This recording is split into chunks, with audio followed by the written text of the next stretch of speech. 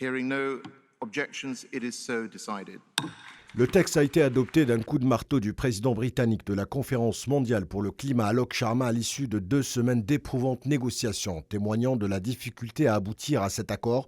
Le président de la COP26 s'est dit profondément désolé pour des changements de dernière minute introduits sur la question des énergies fossiles à la demande de la Chine et de l'Inde. Il avait plutôt estimé que l'accord inaugure une décennie d'ambition croissante en matière de climat. Le compromis trouvé n'assure guère le respect des objectifs de l'accord de Paris, limiter le réchauffement bien en deçà de 2 degrés et si possible à 1,5 degré.